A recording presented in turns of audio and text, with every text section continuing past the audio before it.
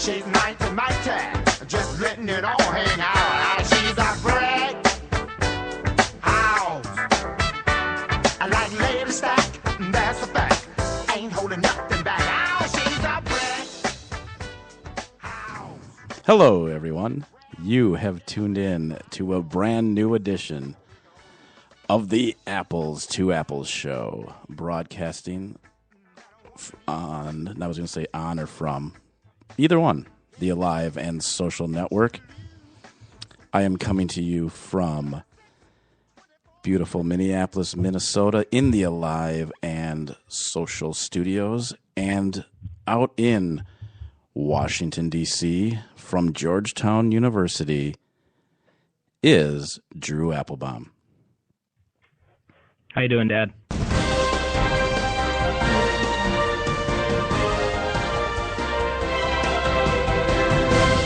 Wow, right off the bat, breaking news. But before that breaking news, as always, breaking news is sponsored by Coors Light, the sponsor of the Apples to Apples show. We thank Coors Light. Drew, you ready for this breaking news? I can't wait. So, as I walked into the studios, I was handed another note from Jackie, as we talked about last week, the real boss on the Alive, at the Alive and Social Network. And it was sort of in reference to what you were saying last week about the Twin Cities not narrowing down its choices of locations for our live show. Right. So Jackie got the committee together, the on-location committee together, I should say, from the Alive and Social Network, and they have narrowed the 3 Twin Cities locations down. So let's just recap. I shouldn't say if, because we're very close, when we meet our goal of Tweaker followers, we will be taking the show on the road, and Drew will be making his return, his live on-air return. So right now we have the Hyatt Regency Hotel in Poipu Beach, Kauai, or the Twin Cities. Now we have narrowed it down. Are you ready, Drew? Yeah. Excuse me? Yeah, I'm ready. Well, you didn't sound that excited. But you should be, because there are 3 unbelievable choices. Okay, the first choice, and again, these 3 are going to have to put their bids in, and that'll be determined by the committee at the Alive and Social Network that's headed by Jackie. And Wyatt, I guess, is on that committee, too. He just told me. So the first location will be a yet-to-be-determined restaurant in the Twin Cities. Location number 1, okay? Okay. Location number 2 is St. Thomas Academy. Okay. And I think this is the surprising, this last, it's pretty surprising, but very exciting. The third location, are you ready, will be Kevin Gorg's house. Interesting. Yep. Apparently, he really wants to get on this show, obviously pretty bad if he's offering his house. But, so those are the 3 choices, the local choices. It still could very well be Hawaii, but we need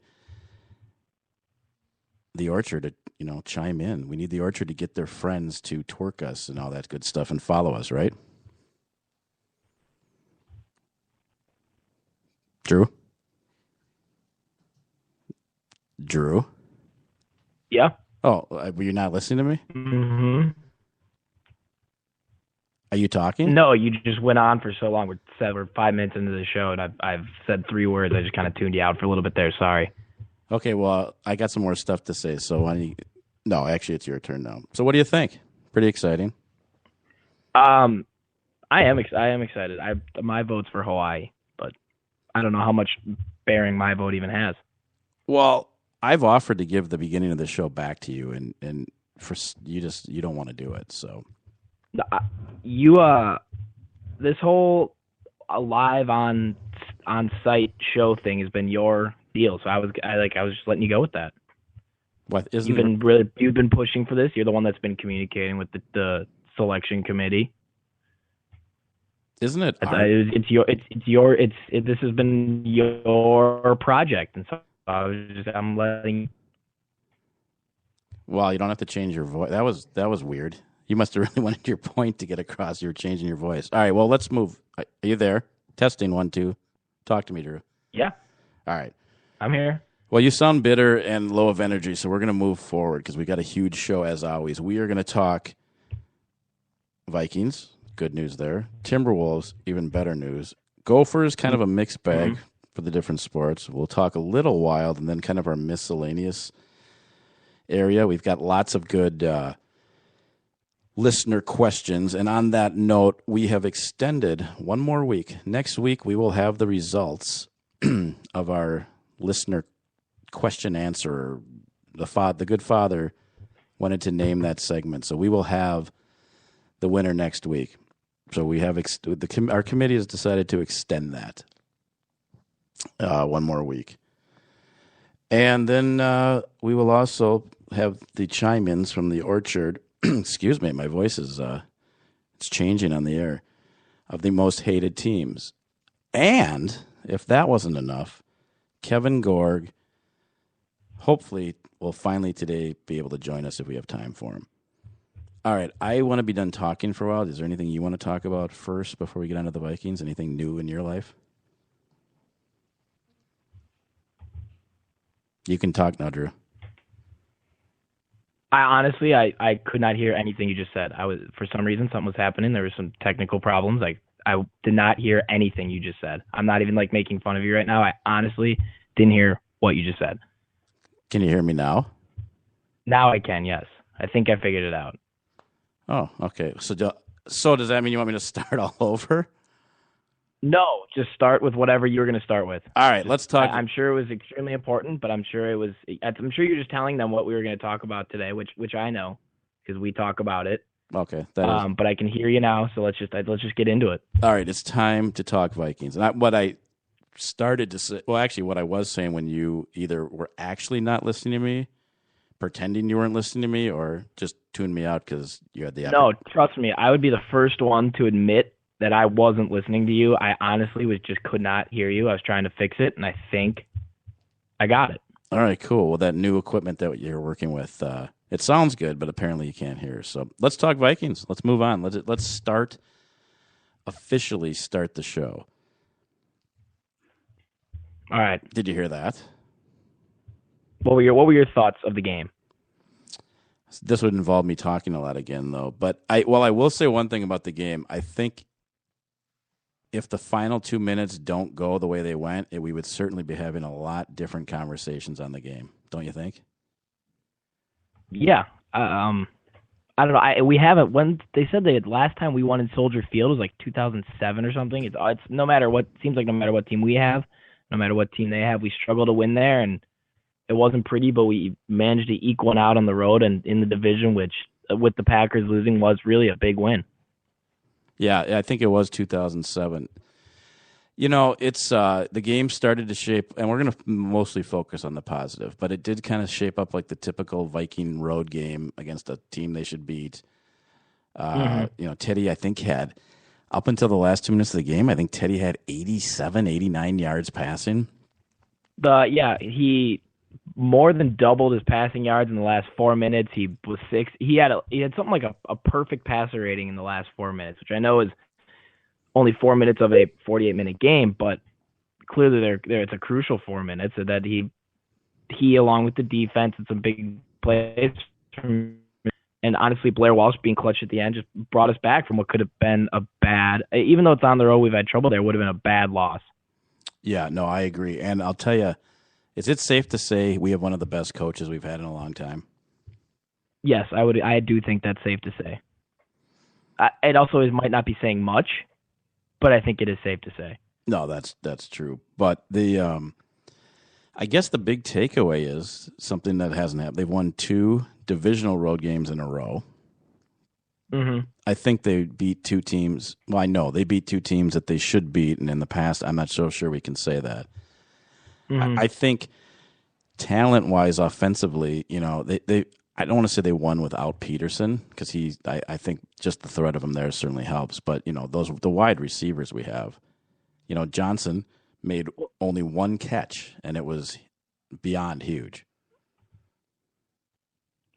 Detroit, you can maybe say I don't think it's fair for either of these last 2 games to say we won without Peterson because Peterson had over 100 yards on 20 carries this game and had probably the biggest play against the Lions, that huge run leading to a touchdown. Was a touchdown. So I agree with what you're saying about the receivers. They've come up huge. Diggs just continues to impress and everything. And Charles Johnson, who was a letdown throughout the season, had a huge catch, his only catch, but it was a big catch that we needed. But before those last 4 minutes, it was all Peterson. Without him, we had nothing. Yeah, no, I didn't mean without Peterson. I just meant when it came down to it, other guy. I guess the offense was more balanced. It wasn't just Peterson running for 300 yards and we won. You know what I mean? I mean, we were down 7 points with 2 minutes left and had to make a big drive. Teddy had to make some big throws. And then obviously we made a huge kick, which up until a few weeks ago was certainly not a sure thing. Mm-hmm. So what does this mean? Well, I don't. I mean, they're. It's a big win, like you said, in the division and everything. Like on the road, a place we always struggle. We struggle on the road to begin with, and then Soldier Field were even worse. But it's a big win, especially with the Packers losing. We needed to win.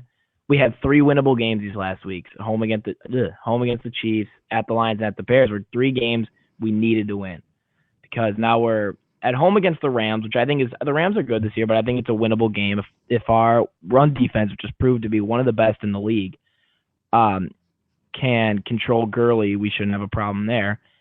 At the Raiders will be interesting. Derek Carr has been playing very well. It'll be kind of interesting to see him matched up against Teddy, see him and Amari Cooper go against our pass defense, see if they can. They haven't been great against some good receivers, but we'll see if they can control him. Those are 2 big games, because then after that, we're the Packers at Atlanta, against the Seahawks, and at Arizona, which are 4 tough games no matter which way you look at it. But there's 2 on the road, 2 at home, but they're tough against good teams. And the Seahawks might not be what they have been the last 2 years, but it's never an easy game. Like, they're never, they just eked out a win against a hurt Dallas team, but you cannot count them out. Especially, Teddy's going to struggle against that pass defense. Right. If he struggled with defense, I mean, he was good in the last couple minutes, but at some point against good teams, it's going to be too little, too late. He needs consistency throughout because I think the only from Teddy being a legit starting, a legit top quarterback in the NFL is just any sort of consistency. We see flashes of it, and he had a full game against the Lions where he looked fantastic throughout. He looked amazing. He's what did Stephon Diggs call him? Gump. He's Gump. Yeah, under major pressure. Yeah, the Gump. He showed that against the Bears. But you need to put it together every game, week to week. That's what it takes to win games in the NFL. And luckily enough, our defense has been good enough. And to be honest, we've played some bad teams and we've gotten these wins. But going into this tough stretch, I mean, the Rams and the Raiders aren't hard games, but they're not easy games by any means. Playing pretty well. At Oakland's never an easy place to play. But then we have 4 huge games that we're going to need. I know I'm looking way ahead here, and we're going to have every week we're going to talk about it. But can I ask you a question? Winning that game, even though it wasn't pretty, was huge. Can I ask you a question? Hello? Did I lose you, Drew? Mm-hmm. Oh, I didn't. Can I ask you a question? Yeah, go ahead. Well, we're having a few technical problems, but it seems like you lost a best friend or something today. You seem very cranky. Is there something you want to tell the Orchard? You get to get off your chest? Is there something wrong?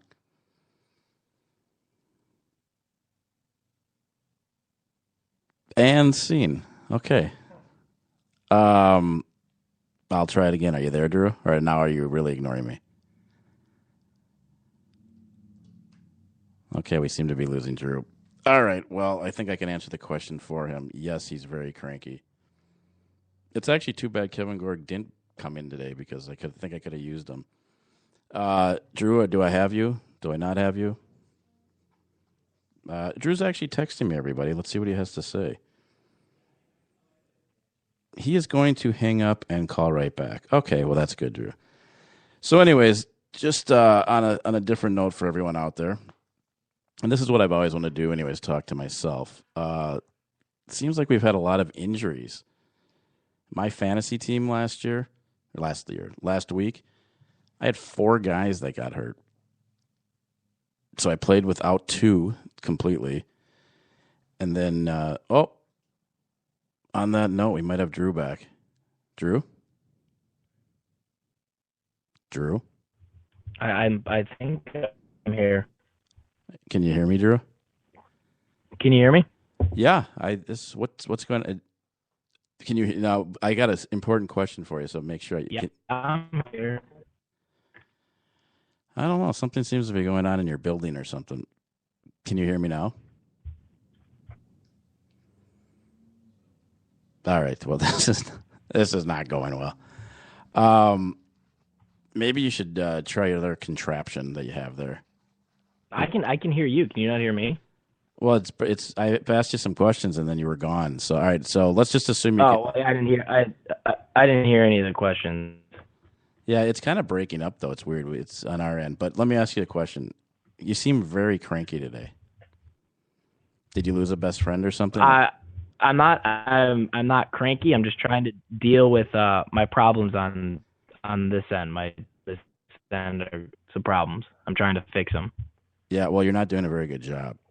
Well, I don't have Wyatt. I mean, you have Wyatt. It makes it a lot easier for you.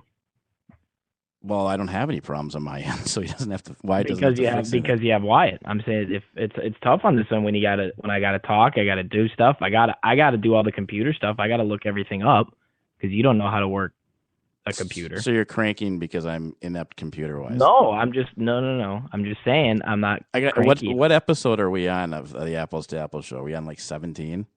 Yes. Okay, I've got the same computer knowledge I've had all the previous 16 episodes. So I know. Go ahead. You just seem cranky. And the only reason I say it is I'm not cranky. I'm just trying. I'm trying to figure this out while I talk, and it's not easy. Well, you were very negative about your boy Teddy. That's what got me concerned in the first place. Well, because I mean, at some point you can only put up with it so much. At some point they're 5-2. At some point, the truth hurts. Wow. I wish I didn't have to be negative, but at some point, these against a defense like the Bears, that's a terrible team. That's a terrible team. Yeah, that's a terrible defense. So he needs to do more against teams like that. I mean, we saw it against the Chiefs a couple weeks ago, who aren't great. I don't know. Listen, I'd love to come on the show every week and say that he is the next one. He's going to be a top 5 quarterback. Yeah, that's what you used to do. There's no doubt about it, but you don't know. You don't know what you're going to get out of him week to week. I guess is what worries me. Well, see, and I'm sort of the opposite. I'm looking at it, which surprises probably everyone listening, or probably no one's listening anymore because once the technical problems. But we'll make sure we tell everyone to re-listen. But anyways, I think these are 2 games they've normally lost. They've won. They're 5-2. I mean, Teddy helped, but we also have a much better defense. Oh, I agree. We have Peterson back from last year. I think it's a multitude of reasons, and I think Teddy's just a small portion of it. If Teddy plays better for the game, he doesn't have to lead a game-winning drive in the fourth quarter. And don't get me wrong, it was a fantastic drive to lead them all the way back, to score 1 touchdown. The defense gets a big stop, which probably shouldn't have even been a stop because the Forte's backup just completely dropped the first down catch. That may have ended the game. No, I actually do agree with you on that. Let's because we got a lot of stuff to get into now that you're back. How about injuries though? What a rough day for injuries in the NFL. It seemed like I was watching the red zone. It seemed like every time they'd cut to a game, the next play there'd be an injury. They'd have to cut to another one, and then it was another injury. And it's not like it was just random guys on special teams. It was big player after big player going down. Which I don't remember. I can't remember a week full of injuries like this one that I have watched. Hey, do you know anyone by the name of Alex Big Man Johns? Yes, I do. He's wondering what's your problem too, by the way. I like I said, I don't have a problem anymore because I think I figured out the microphone connection issue. So that's why I was cranky. But I think I figured it out, so we're good. Instead of going to a Halloween party or something Saturday night, maybe Saturday night you should have stayed in and tried to figure out the microphone problem. Right. Do you know that you're the co-host of the hottest father-son podcast in the Twin Cities? We shouldn't be having these technical problems. I think I'm also the co-host of the only one. So was I wrong? No. Okay. All right. Well, the Vikings segment was a disaster. So let's jump on. I think it's fitting. Well, it might be fitting. It started out extremely poor. Some serious issues, but we finished strong. Okay. So I think I did see. You see what I did there? I did it on purpose. I wanted the segment to mirror the game.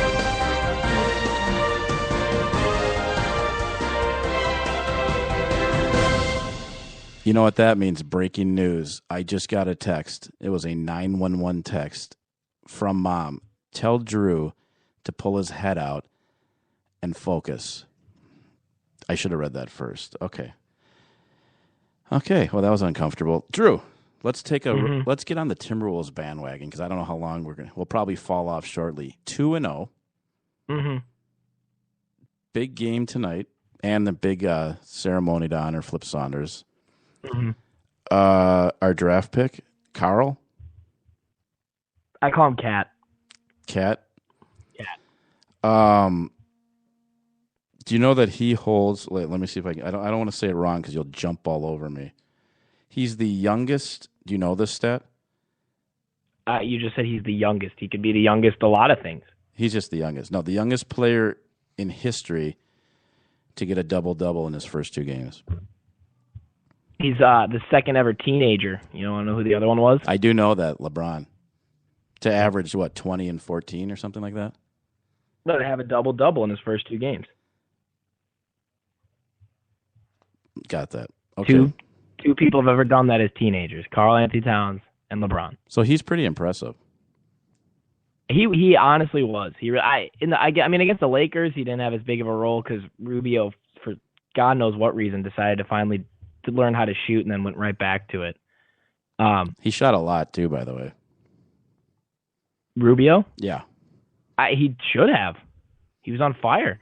Yeah, it was pretty exciting to see. It was. But then, of course, game 2, he just went right back to not being able to shoot. Right. The whole team went back to not being able to shoot. I guess my thing with the first couple games, against the Nuggets, that was just a good game. We played well. We won 95-78. Everybody played well. Wiggins, I said, was dealing with a little bit of a back injury, but still played pretty well. I think he's still averaging 18 points. Exactly. Through an apparent injury. But with but between that game and the Lakers game, one game we had 2 big problems last year. Besides just not being a very good team, it was poor shooting and poor defense. Right. And against the Lakers, we shot well, but we let them score 111 points.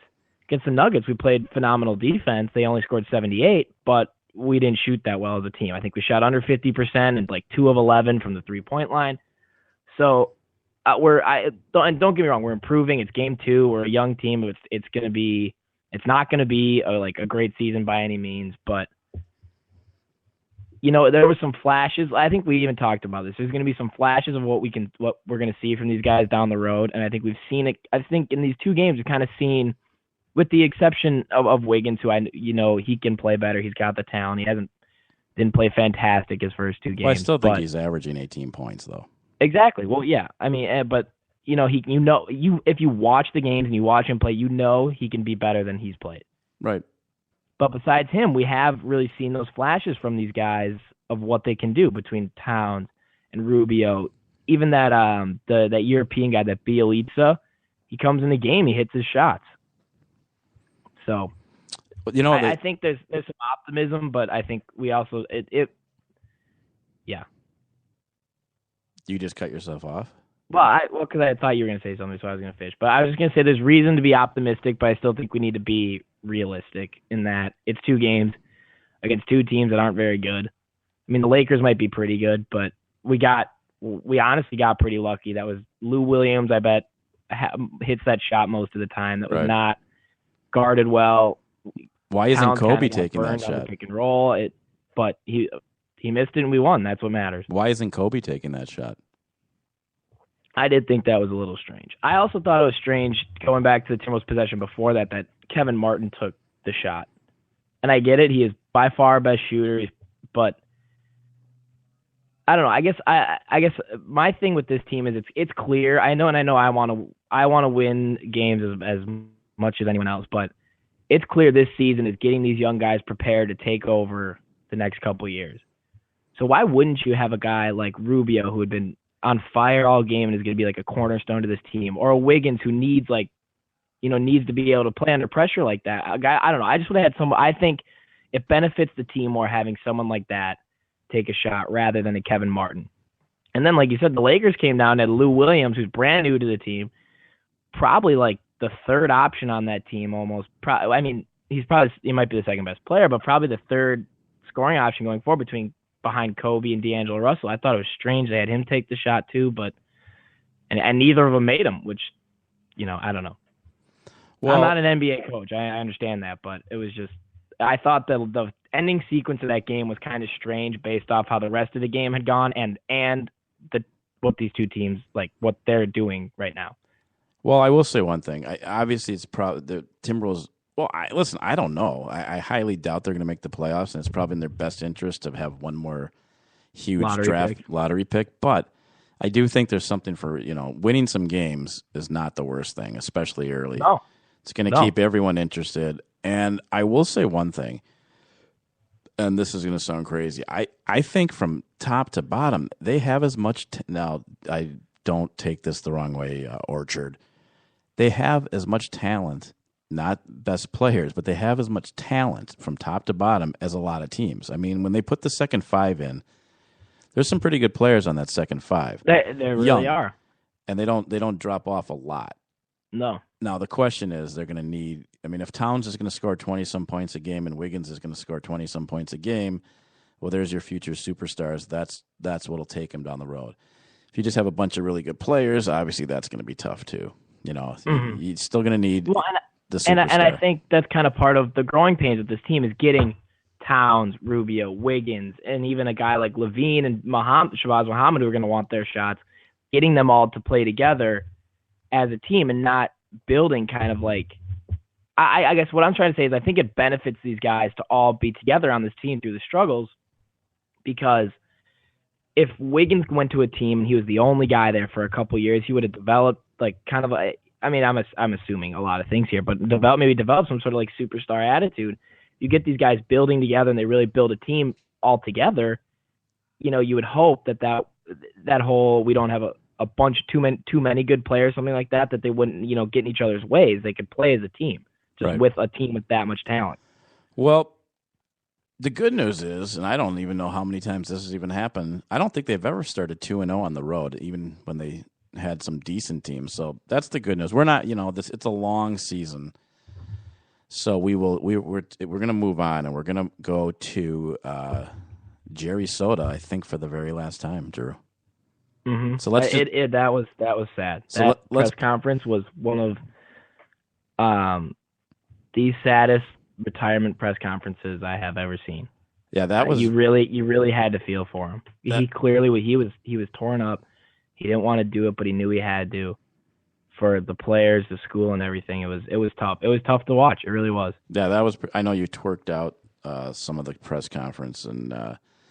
Or all of it, and it was definitely heartbreaking. I mean, that was incredibly difficult. I mean, you said it. Mm-hmm. And I read in the paper, I think he had, since that press conference, he's had like 3 or 4 more seizures even. He might have even had one that day. So, yeah, I mean, it's tough to even talk about, but hopefully for his sake,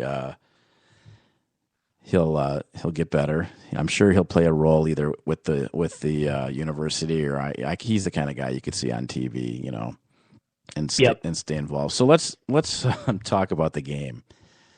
And I don't know if you know, but they're moving. They just moved from Jerry Soda to Claysville, so they're going to Claysville. Right. That's where they'll be spending the rest of the season. Right. Claysville. Thoughts? Claysville.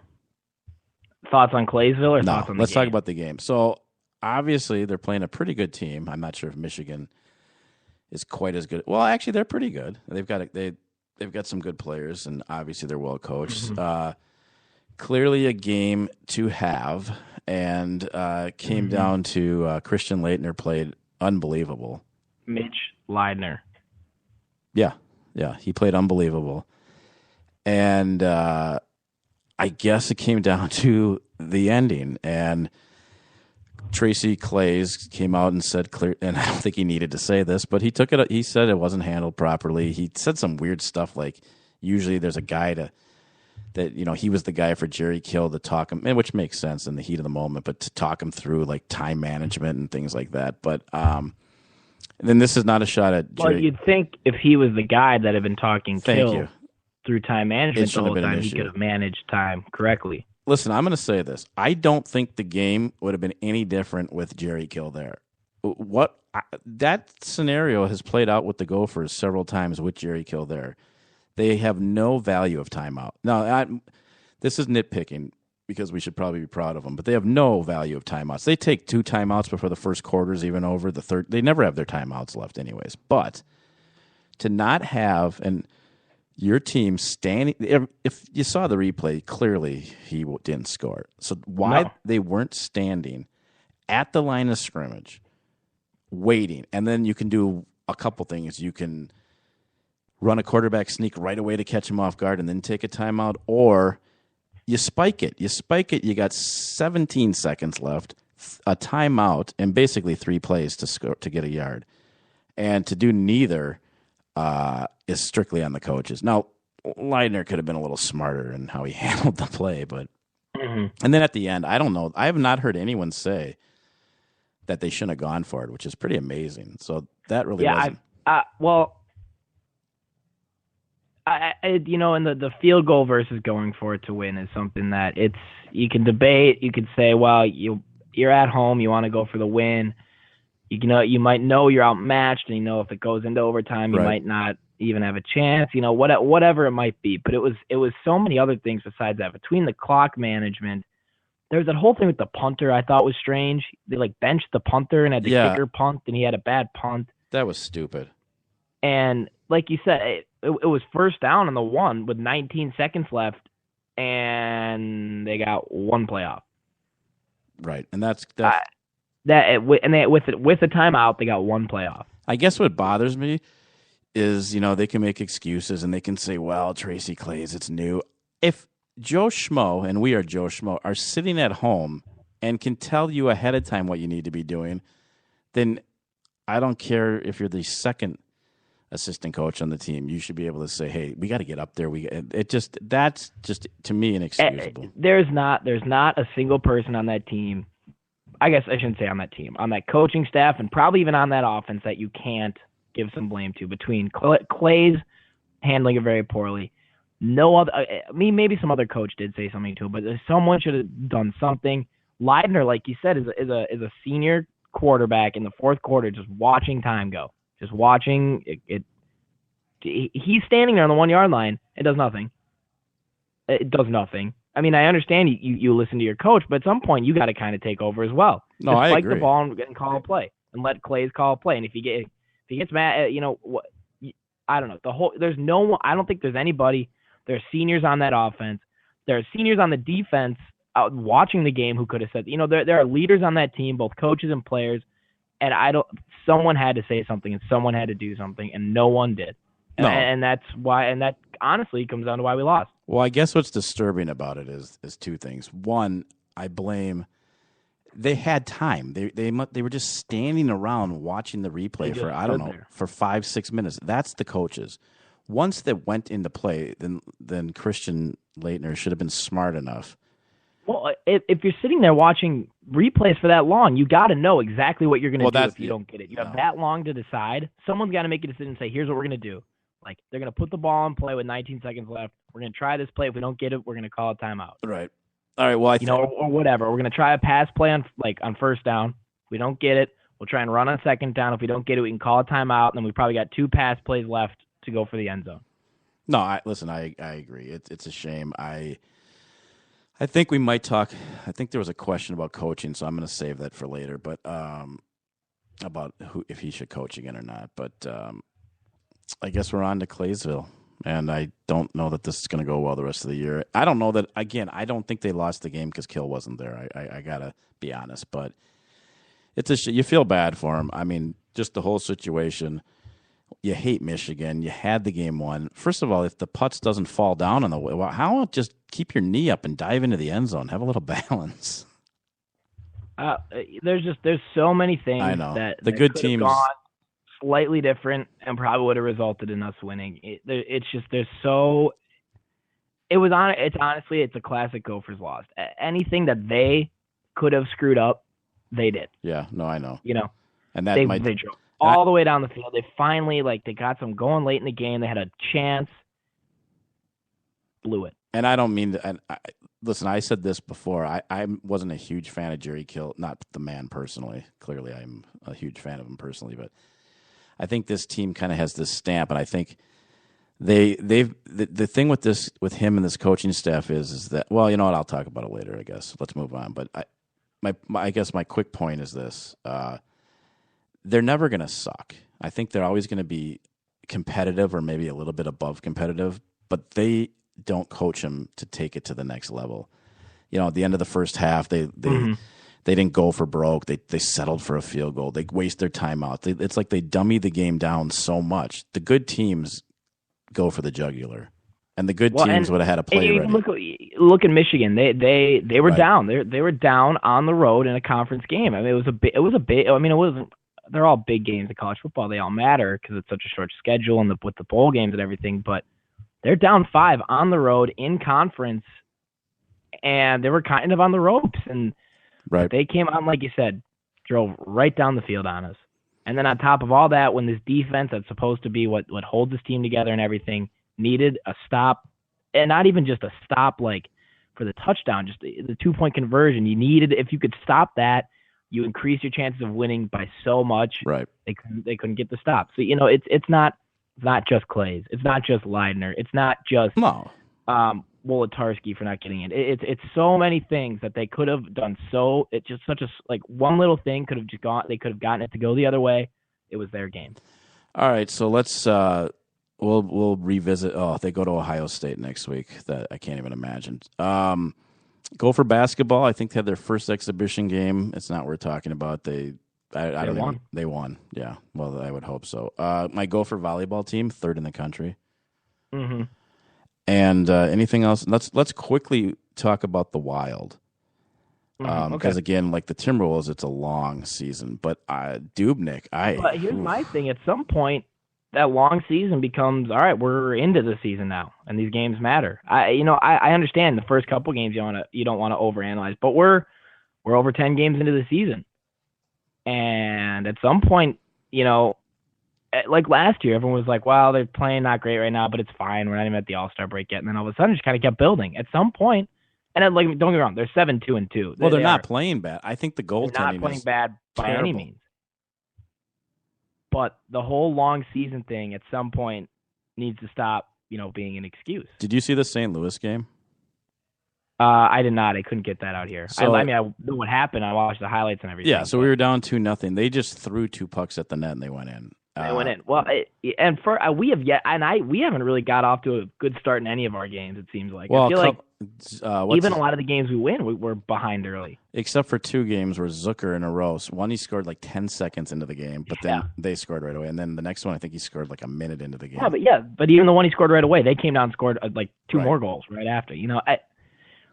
They need to get off to better starts. They can't keep fighting from behind. They do, and Dubnyk, I don't know if he's hurt or what it is, if he just has the lack of last year, he came to our team with absolutely nothing to lose. No, I agree. Wasted away on a bad team. He's going to be a backup in most places. He had nothing to lose, and he played like it. And now he's just not the same. And I don't know if it's an attitude thing, if he's hurt or what, but he just doesn't look comfortable. He's not desperate. I'm not a great hockey mind by any means, but he does not look like the same goalie. Just to anybody who watches a game he was in last year versus this year, you notice a difference. No, it's noticeable. And 2 other things to focus on. And again, they're 7-2, so it's not the worst. Although there's 4 teams ahead of them, or 5. But they're third. They're 3rd in our division. Oh, are they? Okay. Yeah, I think they're tied with like two other teams, but Well, okay, so that might have just happened. But so the defensemen are very good offensively. They cannot get the puck out of the zone when they need to. no. Watch that, and I still think we need one tough guy. And I think Chris Stewart from last year was the guy because he was a combination. We need a guy like St. Louis was just running all over the place on us. And that's a team that had a lot of injuries to deal with too, and they came out and they got a win when they needed one. It was a tough game for them. They had a lot of guys injured. I think Tarasenko was out, among other guys. Right. And they came out and it didn't stop them. They still came, like you said, they're a physical team. They played their game, and they got, it was enough to beat us. Nope, I agree. Let's quickly talk miscellaneous. Oh, wait. Hang on, Drew. Mm-hmm.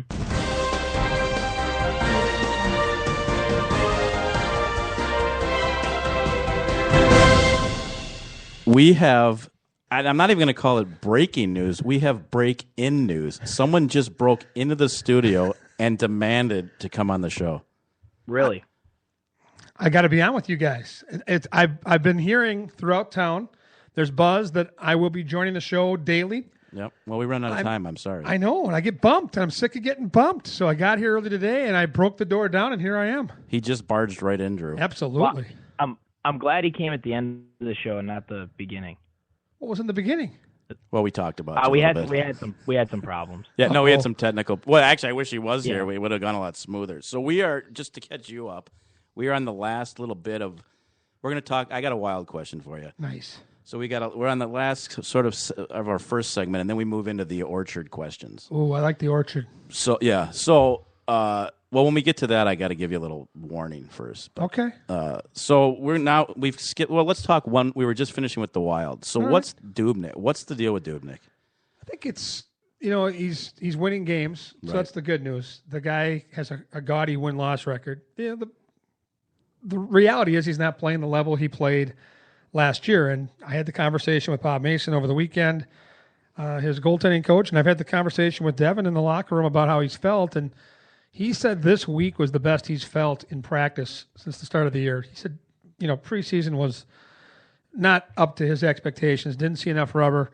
The games he played in, unfortunately, the team that the Wild were playing that night brought their C squad and just didn't see any game flow whatsoever. And he wasn't making an excuse. He said, I just haven't felt like my timing and everything was kind of up to speed. This week in practice before the weekend series with Chicago and St. Louis, he said he finally felt good, like he normally feels. And he didn't play very well against Chicago. He actually played pretty well against St. Louis, and I still think it's a work in progress. I mean, he'll play better. I don't really worry about him. It's just bottom line is let's just make sure he's healthy. And everybody's saying he's got a knee issue, but he keeps telling us he's fine. So until I see the guy not rostered and not dressed, then I'm not going to worry about it. Well, it just seems like the goals. It's like the tough shots. He seems to be fine with. It's just they throw the puck at the net and it goes in. And I know really nothing. Weird goals. That first goal in St. Louis Saturday was brutal. And Drew and I were just talking about that. It was bad. And I get it. The puck knuckled, but it was from such a long distance. It shouldn't matter. You should, especially the size of Dubnyk, just slide over and get your body in front of it and move on. I mean, it was just a horrible goal to let in, and not a goal we're used to seeing him let in. So he has not played yet to his level, and I guess that's the good news. it is because they're still winning. They're 7-2-2, and really he has probably put up maybe a B product out there so far. And part of it I really do believe once you become the guy, it's a little bit different. Last year, everybody said, well, there's so much pressure down the stretch. But really, if they didn't make the playoffs, it was going to be because of the first half of the year. It had nothing to do with Devin. And so it's like coming off the bench when you're a backup goalie. You're cleaning up somebody else's mess. If it ends up being a mess, it wasn't yours to begin with. And it's different when you sign a big money contract and you're asked to be the man. He's always been one of two guys on any roster, and he's always been pretty solid. But now when you're asked to be the go-to guy, and it's clear they want to play him 60 to 65 games this year, you can't tell me part of this isn't mental. And I think he'll adjust and he'll figure out a way to kind of wrap his mind around this. But I think early in the season, I think he's put an awful lot of pressure on himself. And I don't think he's allowed himself to go out there and just play at a high comfort level. And for a goalie, having played the position not nearly at the level Devin's playing at, but if you have any apprehension or any stressors away from the rink, it tends to carry over. It's that mental type of position. And I think for him, it's been a little bit more than he probably thought he could bargain for, but I think he'll figure it out. So, Drew, I think we need to just move into our orchard questions. Okay. Since we had some technical problems. Now, I got to give you a warning, Kevin. You're probably going to hear some things that are disturbing. Not quite as professional as you're used to. And I think for your benefit, if you would, just take 3/4 of all your sports knowledge and just put it aside just for the next 20 minutes. Sure. It'll go a lot better for you. All right. I'll take your advice, Scott. I trust you. Yeah, well, you're going to need to, because now the orchard, we got all sorts of stuff. So we just take whatever they ask. We're going to chime in. Perfect. Again, some might be disturbing, but it is what it is. It's Halloween season still, kind of. Well, it wasn't 6 weeks ago when they were asking these same questions. But, all right, Drew, you ready? Yeah. I'm good to go. Do you want to? Should we lead with the questions, or we'll get to? We also had a poll question this week, Kevin. It was, what is your most hated team in all of sports? So we'll read those off as we go through it. If you have anything to say about them, feel free. Well, I can tell you it's not the Denver Broncos, since he looks like a coach of the Broncos right now. He's all decked out. Been a Bronco fan all my life, so last night was very enjoyable. My most hated team in all sports. Yep, whatever. Across the board. Wow, that is so many choices. Packers, Yankees, Lakers. Boy, that is a really good question. I guess for me, man.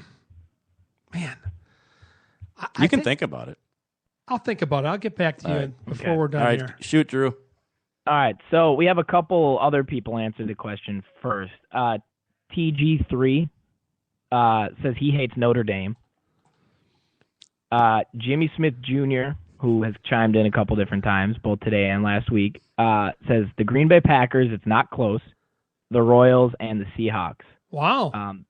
That's probably tough that the Royals won the World Series for him last night. Then. I'm not a huge Royals fan either, I have to admit. No, I'm not either. See, I don't mind the Royals at all. I got friends down there. Henry Lake, who used to work in this market and radio, a good friend of mine. He's down there. He's a big fan. They're working down there the last couple of years. It's been one of the mainstays on my road schedule in the summer. The stadium's great. Yep. Fans are great, and their PR staff is as good as I've ever seen. So any interview I want down there, I get with those guys. So I can't say I dislike the Royals, and they've been bad for so long. No, I get that. They are the most similar team to the Twins in baseball, being that they had to go through a long stretch. They had loyal fans. The Twins got the 87 and the 91 World Series. So I think Twins fans that are old enough can relate to what they're going through now. It's terrific. Yeah. All right, Drew. Well, one thing I want to say before we move on is I think, Kevin, you have a much different view of a lot of these teams than we do. We're basing everything off solely they're on the field and what bitterness. the players say in interviews. And we're bitter and jealous. In Minnesota, we are bitter and jealous. We get sick of having our – and I do have my final answer for my most hated team, and I don't know how I blanked on this. I despise Bill Belichick and the Patriots. That is bar none the team I cheer against the hardest every single week. And I respect Tom Brady, Big Ten guy, really cool story. I'm sick and tired of his looks. I'm sick and tired of his commercials. I hate the Patriots more than anybody. There you go. You feel better? It's good. It's like sitting in a chair in a shrink's office. And you got to do your show later, and we'll talk about your show. I'll be refreshed and better. Absolutely. Yeah. And we talk about your show on here probably more than we talk about our own show. No, your show's better, so you should talk more about your show and get to the orchard. All right. Go ahead, Drew. Our first question comes from a Sam Applebaum. No relation. He asks who we think the next Timberwolves and Gopher football head coach will be, and who do we want it to be? And he hates Notre Dame. Well, we'll let our guest go first. Go ahead, Wyatt. No, I'm just kidding. That's awesome. I think Sam Mitchell's going to be the coach. I think he has the right mentality. I think he's got enough of Flip's system and the game plan that Flip kind of had put in place here to make it a seamless transition. I think the players really like Sam Mitchell. He played here. He's well respected and liked, and he's been a head coach before. I think most coaches will tell you after that first opportunity, they're always better the second time around. Coach of the year, too. Well, he did a pretty good job. He won Coach of the Year. 07 or whatever. So just the little things, dealing with the media and the travel and the attitudes and egos that go along with some of these players that are making this kind of money. I think Sam is going to be a better coach second time around. He was a Coach of the Year, as you guys mentioned.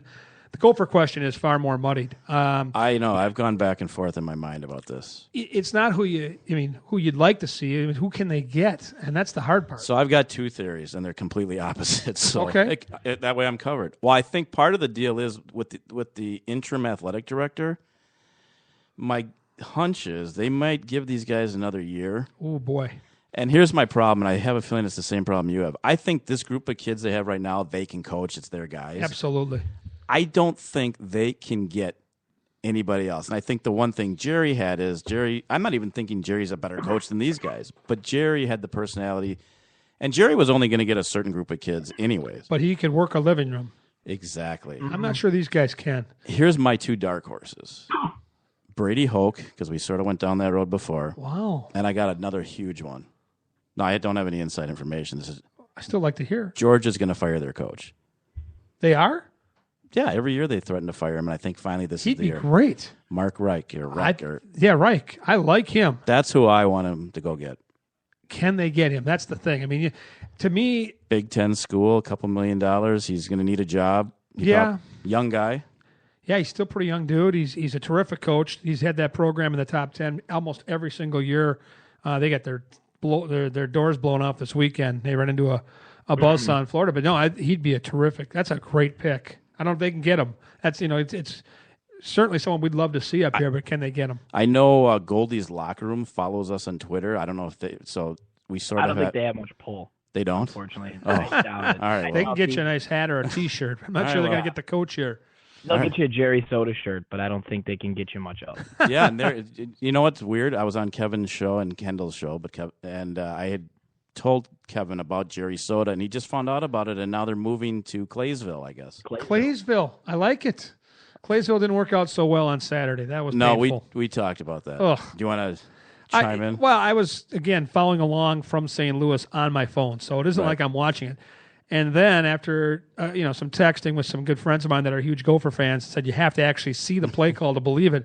Oh. I still am baffled how any Division I coach at any level, assistant head coach, I don't care. There is no excuse for running a play like that at that part of the field. I mean, it blows me away. But having lived through so many heartbreaking Gopher losses, should we be surprised? Because my buddies all sent me the capital letters with the exclamation points, touchdown. Right. I'm getting all these texts, touchdown, and I'm like, yes, they just took the lead. I told Aaron Sickman, who gets me my interviews, he's the media mogul, the Gophers just punched it in. All of a sudden, all these retracts on there. Right. Well, they're reviewing it. Well, actually, his knee was down. Okay, well, they've got, still got 20 seconds, and they've got a yard to go. They should be fine. 4 downs, 20 seconds, and a timeout. They can't punch the ball in, and they take one play up that takes up all the. It just. That's we talked about it earlier. That's the Gopher football. Part. The muffed punt against Wisconsin, the Hail Mary against Northwestern. I mean, you go on and on. The Texas Tech lead under Mason, the Michigan game on that Friday night on national TV on ESPN, where they gave that. If you're a Gopher football fan, there's just so many memories, and they're all bad. That's what Drew mentioned. All right, anyway, now Kevin's down again. Let's move on, Drew. Quinn Dolan asks, do you think the Vikings have a realistic shot at least one playoff game this year? And he also hates the New England Patriots. Just some info before we go into this. If the season ended right now, the Vikings would play the Arizona Cardinals in the first round. Would we host it? No. Arizona would host. We have to go to the Big Toaster. Leading their division. We would be the 6th seed. Oh, yeah, they would be division winners. The Falcons would be the 5th seed. Cardinals 3, Giants 4. Carson. Well, wait. We're assuming that's who we're playing. Are they going to be a playoff team? And I have gone back and forth on this, guys, all year long. It's so tight. They're not going to win the division. Don't be fooled by last night. No. That's not going to happen again. Green Bay's going to win 13 or 14 games, so they're going to be the division winners. To get in, you got to win 10, and they've already won half that many in their first 7 games, which is great. The bad news is the schedule gets a whole lot tougher, and games that looked winnable, like the Oakland game now, aren't so winnable. I watched that game yesterday, start to finish. Holy crikers, did Oakland look good. Right. Jack Del Rio's a good football coach. He has those guys playing, and they've got some good young talent. Latavius Murray in the backfield, Amari Cooper. They've got some Crabtree. They've got weapons on that team, so that Oakland game's going to be tough. We know what St. Louis is going to be this week with Gurley, who's the top fantasy running back. So, yeah, I think I can get us to 9 as I look at the schedule. I can get the Vikings to 9, but they got to get to 10, in my opinion, to be a wild card team. So I'm leaning yes, but it sure is a dangerous one at that. What do you think, Drew? There's going to be one tough game that they have to pull out. They can't win the games they're supposed to win and lose the games they're supposed to lose. The Green Bay game at home is the game they got to pull out, right? They almost did it last year, and they're a better team now. That Green Bay game at home, and maybe the Broncos showed us something last night with the pressure they put on Rodgers because there were some leaks in that offensive line. They could not protect their quarterback, and no, the Vikings aren't going to hold Rodgers to under 100 yards like Denver did. They're a better defense than the Vikings have, but let's not forget the Vikings a couple weeks ago went out to that same stadium and not only put points on the board, but played straight up with the Broncos. So you have to think if you can maybe split with Green Bay, that might get you to the 10. But you better win this week at home against St. Louis because this has been a schedule where the Vikings have been dominant at home, and this is one of those games they have to win. I said this earlier. I think, and I'm sure I'll get crap for it, I think he's the best coach we've had since Bud Grant. Really? I do. I like him a lot. I don't know. Denny Green had some awful good teams. Denny Green was a really good regular season coach. In the playoffs, the numbers speak for themselves. That's what I'm going by. And again, we haven't seen that game in New York was unforgivable. As far as I'm concerned, to have a team that ill-prepared, that Giant team was not even that good. The Vikings were favored in that football game, and you go out and get outscored 41-0 in the first half. That to me, and again, I thought Denny Green had a lot of really good qualities as far as coaching goes, but I still think in this business you're measured at the highest level, which is playoff football. When it matters. He couldn't get it done, and so for that reason, you might be onto something. It's a small sample. All right, Drew. Graham O'Malley asks, "Who's the best undefeated NFL team?" And he hates the Yankees. Don't we all? Yeah. Well, I'm sitting next to a guy that's got orange and blue all over. It's not Denver, so don't. You go ahead, Drew. No. You go ahead. What we're left with now, we got the Broncos, the Patriots, and the Panthers. It's not even close, in my opinion. It pains me to admit who it is, but we all know who it is. It is. It has to be the Patriots. It is. That offense, and they really do have a good defense. They do. It's just underrated. Mm-hmm. Yeah, it's. I think they're just by far the best all-around team. That offense is honestly, it's unstoppable between Brady and Gronk and all the receivers they have. Blunt's playing well. There's nothing you can do to stop that offense, and the defense is good enough that you're just not going to score enough points to outscore the Patriots. You're just not. Think of the weapons they have. They've got two backs. They got Deion Lewis, who's the speed back that can catch the ball out of the backfield. Then they got Blount, the big bulldozer in the red zone. Right. Then the receiving core. They just got Brandon LaFell back. He's terrific. Big body, good possession guy like a Mike Wallace. Gronk is unstoppable. He's the best tight end in football, and it's not even close. He might be the best player. He might. He might be the most valuable player in the NFL because he changes defenses. Right. They have to put 2 and 3 players on him. And then you've got Edelman, Amendola. I mean, the list goes on and on and on. These guys, they have and they've got the right quarterback who can move the ball around, who can think the game, who can sit in the pocket, who can run a little bit when he needs to. Their offense is elite, and their defense is underrated. And as much as I hate Belichick, the guy knows how to coach. He knows how to cheat, but he also knows how to coach. It's New England. I think they're the clear favorite right now. Hey, Drew, I got the next question. It was actually written in just regular mail to me. So this is from George Stewart IV. Some call him George Stewart Freshman. If you want to reverse it, however you want to look at it. Kevin, call him whatever you want. I'll just call him George. Or George. He goes by that, too. Thought-provoking. Best Heisman Trophy winner ever. Best Heisman Trophy? Oh, boy. See, to me, there's an obvious one, but Bo Jackson. Well, what about a guy that's won 2 of them? Well, I'd go Charles Woodson, the only defensive player to ever win it. Better than Bo Jackson? Well, guess what? I actually did some research. So I went to 3 different sites, and Bo Jackson was 2. Barry Sanders was the number 1. Oh, sure enough. There you go. Guy did it at Oklahoma State, right? But there's a lot of good guys. Oh, Woodson was phenomenal. He still is, actually, at 39 years old. How about that? He made a huge play in that game yesterday against the Jets. Yeah, 5th all-time in interceptions, I think they said he was now, after that one. He's in the conversation for sure, but I forgot about Barry Sanders because it's one thing to do it for a powerful team like an Auburn or an Alabama, like some of these guys have done, but he did it for Oklahoma State before they were any good, and it carried over to his pro career. He played for a really bad pro team, and he was unstoppable in Detroit for the Motor City Kitties, and they were almost every year bad. Right. And everybody knew that's who they had to stop, and he found a way to make those ridiculous plays. Yeah, Barry Sanders, that's a good tout. Bo Jackson, just top of the head, top of the mind. He always he was such a remarkable athlete, and watching him was just spectacular. Well, and because of what happened afterwards, I mean, Tim Tebow has to be considered. Now, if he you're was remarkable. College Heisman wise, Yeah, you have to eliminate the pro stuff, right? Exactly. With him, you got to just look at the body of work, and Yep. he did some things in college that will never be duplicated. The way he was able to change that position. I mean, that he was able to take direct snaps and just run people over. yeah. All right, Drew, do you have another one? There's no question here, but someone named Kendra's mom said, let us know who she hates. She said, well, let's see all of football, anyone but the Red Wings and hockey. I'm not particularly fond of the Yankees, Michigan State, from everything football to knitting, but most importantly, anything that Phil Jackson has breathed on, particularly the 99-2000 Lakers team. Oh, wait, can I change my answer? Whatever Scott likes is my least favorite. Oh, That's hurtful. what in the world? Kendra's mom is outrageous. Kendra's mom's aggressive. Yeah, very aggressive. We got to get her some happy pills. I told you you're going to hear some things that are uncomfortable. Jeez, that is disturbing. I feel bad for her. Well, what about me? Well, you can take it. You're Yeah, a I tough can. guy. That's I mean, a you good point. grew up here in the Twin Cities. It's a tough guy town here. All right, Right. do you have maybe a lighter note, Drew?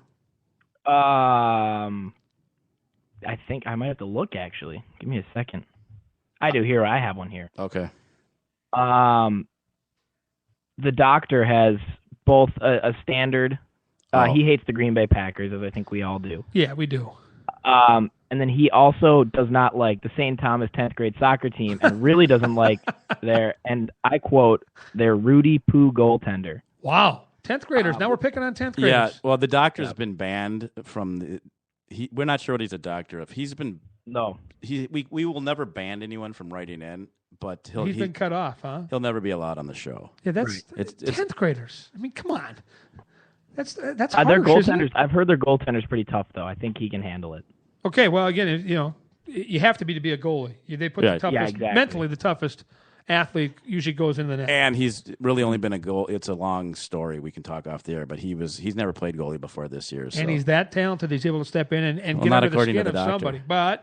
But if he's under the skin of the doctor, there's a reason for that. There's a problem. He must have some skills. So I've got another one, Drew, and this is sort of thought provoking. So this was anonymous. Well, it's not anonymous. This is from the bookstore lady, and she sent me an email. And I'm glad Kevin's here. She wants to know our take. No, this is actually legitimate. Don't worry. Bookstore lady. I'm not. Well, that's a whole other issue. But Okay. But it's a good question, which is odd. All right. The bookstore lady wants to know our take on teams running the score up, and if one team is so superior to the other team. So how do you balance that, or how do you? No, I think let's talk. I think when you're talking high school and below, it's a different conversation. But I think she's talking college and above. Well, it's one of the reasons I despise Bill Belichick is he's the guy, up 42-7 in the fourth quarter. He's still got his starters in there and he's throwing the ball. And I guess for me, to a point, if they schedule your varsity or whoever if you schedule the Patriots, you get the Patriots. I get that. I respect that to a point. But after a while, part of sportsmanship, and I played under Tom Osiki at Burnsville, and there was a steadfast rule. Once we got to 10, that was it. We shut the door. And there was no more scoring. And then, my senior year, we happened to have a really good team that I just sat back and watched from the crease, that there were numerous occasions where we had to just stop scoring. And I think that that's sportsmanship, because usually what comes around goes around. And I think that sooner or later you're going to get yours. So my theory is you'll know the number, but when you've got the game in hand, play some of your backups, give some of the other people that work just as hard in practice but never get the glory, the chance to go out there and play. Yeah, no, it's a tough one. Any thoughts, Drew? I mean, you were on high school teams that got killed all the time. I think in the pros, I think you play in any professional sport, you play from the second the game starts to the second the game ends. You I don't mean to like quote Danny Green, but you play to win the game. You score as much as you need to. Right. And if that means you run the score up a little bit because the other team can't compete with you, it's professional football, it's professional basketball, hockey, whatever. That's how it goes. You don't have that many backups. You can't just throw out a whole nother 22 guys. You don't have the roster for that. But in college, I think that maybe some of those teams have literally 200 kids on the team. There's definitely backups you can put in, kids that are younger. You can get them some experience. But at the same time, your starters are kids who have worked their whole life, and for a lot of them, this is going to be it. And so it's kind of hard to take those kids out of the game, out of their final chance, play a game that they've dedicated so much of their time to. So I guess my opinion is in the pros, if you run the score up in the pros, that's the other team's fault for just not competing. In college, I think, it's hard to say. If you're a Division I football team and you're playing a tune-up game against, you shouldn't be playing those games. Well, that's a totally other thing. Play teams that are going to make you better. Don't just play a team to beat up on them and get a win. Good point. Hey, Drew, while you get our last question from the representative, I just got to tell Kevin something. Yep. Two things. Well, one, the question he's going to ask is from Representative Mark Sanford. Oh, wow. You talk about disturbing. It's probably going to be disturbing. But earlier in the show, I need to thank you. I think I told you we're going to take our show on location, which is fun. Yeah, so we've narrowed it to two. Well, we've narrowed it to Hawaii. I like that choice. The Hyatt, Poipu, and then we narrowed it to the Twin Cities. Jackie from the boss here. She's downstairs right now working real hard. The real boss narrowed it down to somewhere in the Twin Cities. Well, last week, Drew said, well, can we narrow where in the Twin Cities? So she further narrowed it. We had breaking news earlier to 3 locations in the Twin Cities. Why don't we have the Orchard vote on this? We will, but I think you might want to hear the 3 choices first. Okay. 1 is a local restaurant. Good choice. 2 is St. Thomas Academy. Really? And the most exciting one, and thank you so much, the 3rd one was your house. So we really appreciate that. Well, love to have you. I've got 2 little puppies at home, Fenway and Brooks. They'll be barking in the background the whole time. That's We're fine. out in Minnetonka. It's not the good part of Minnetonka on the lake. It's off the lake. It's all right. That's not. We'd love to have you. Well, we can barbecue in the backyard, have you on the deck before it gets cold. You're making a good sales pitch, but it's not up to me. So whatever Jackie picks, she picks. Okay. But maybe you're always welcome. Well, I appreciate that. All right, Drew, does the representative have a question? He does. He asks if we believe in helping the homeless, and if so, when can I move in? When can he move in? Is that for Kevin or us? I think it's for you. I think it's for anybody. It's anyone that's listening out there that has room for him. Okay. And his least favorite teams are Hendrick Motorsports and the 1980 U.S. Men's Olympic Hockey Team. Oh, for the love of God. You can't move in with that. He's got no chance with me. He's disturbed. He's take the opposite guy. There are places that would help him, even if he's homeless, but I don't think any of us can really help him. There's a special place for him that he needs to go check out. We have a Catholic priest that's part of the Orchard that chimes in all the time. We should probably connect those two. That'd be a good idea. And to answer his question, I was all for the homeless until I heard his responses. So I'm not so much anymore. I think they need to fend for themselves. I'm for helping the homeless. Team. Greatest sports moment of my life. I don't know what happened. Well, why is he harshing my mellow with the hockey? Representative, can you not now, but next week, could you explain to us your hatred? Your hatred for it's a strange hatred. Very patriotic time in our history, by the way. Our country was going to hell in a handbasket. Right. Jimmy Carter was just getting the snot beat out of him. And here come these kids, really kids, go out there and play these professionals and take down the vaunted Russians, back it up by winning the gold medal. And it's literally one of the most patriotic times in our country's history. It really is.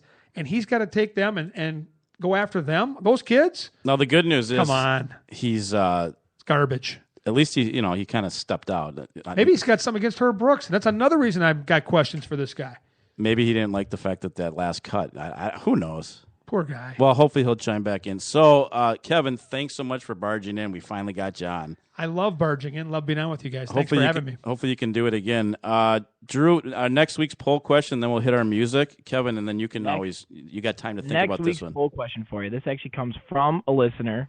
So we thank you, Joel Johns, for the question. He asks, the best live sports venue or experience? So think about that for a week. Yeah. I already know my answer. Do you want to answer this week? First Saturday in May, Kentucky Derby.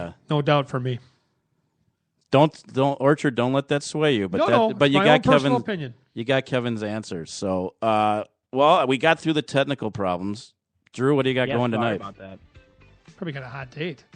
No, I'm probably going to sit here and make sure that doesn't happen again. Yeah, he was cranky earlier, so we had some callers or some listeners think that he got turned down for a date or something. He was so cranky. He can if you fall off the horse, get back up on it and go get another one. That's what his mom tells him. That would have made me cranky, but that was not it. I had to fix the technical issues. I couldn't talk to the orchard, and that's what made me cranky. She's Well, out there somewhere. Battled through it. Yeah, she is out there somewhere. Well, thanks again, Coors Light, for sponsoring the Apples to Apples show. Check out the sports ticket, and thanks to Drew, the season ticket holders. Yeah, they're alive and well. Yeah, that was Drew's Great idea. Great idea, Drew. And Appreciate thanks that. again, Kevin. Everyone, we will see you. No, we won't see you. We will hear you Next Monday. Thanks, Wyatt. Everyone can see